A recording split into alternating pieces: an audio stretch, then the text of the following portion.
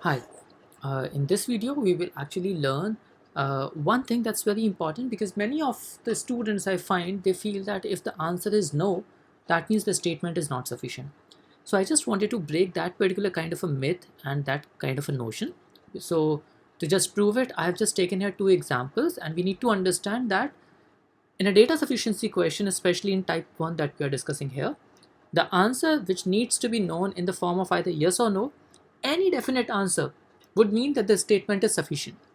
The statement would be considered insufficient only if the answer is inconsistent, which means it is sometimes yes and sometimes no. So now let's quickly deal with one question that's easy and one question that's medium level. So here we have a question, is x less than 2?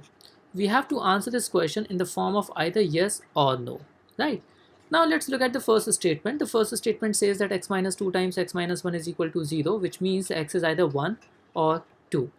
When we look at these two values, when x is 1, is it less than 2? Yes.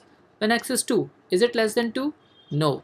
Since we have clear inconsistent answer, that is the reason why we say that the first statement alone is not sufficient.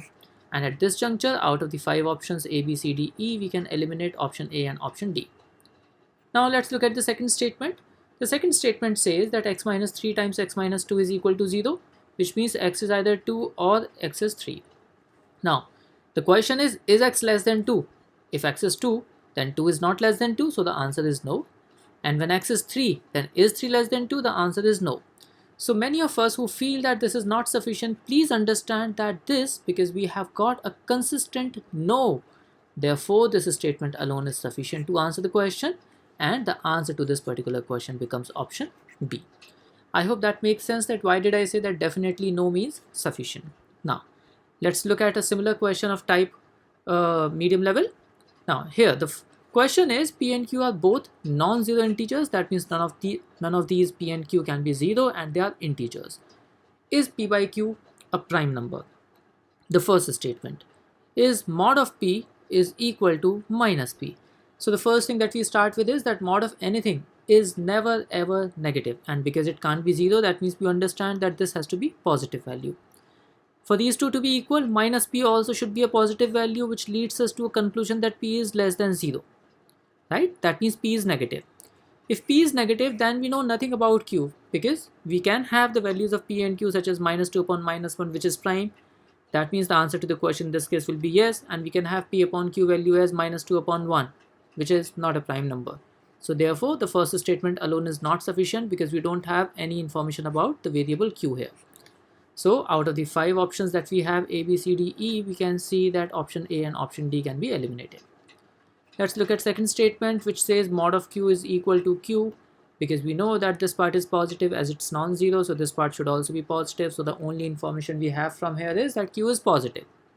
But since p is unknown, so for the value of p equal to minus 2, and for the q equal to 1, the result will be minus 2, and that's not a prime number. And for the value of p, which is plus 2, and q equal to 1, the result will be plus 2, which is a prime number. That means because p is unknown, which can lead us to the conclusion either yes or no, therefore we say that this statement alone as well is not sufficient, which means option B is also out. Now we need to combine the two statements. That means now we know that p is p is negative from the first statement and q is positive from the second statement. That means p upon q that we have to find out will be a negative value divided by a positive value. That means the result will be a negative value.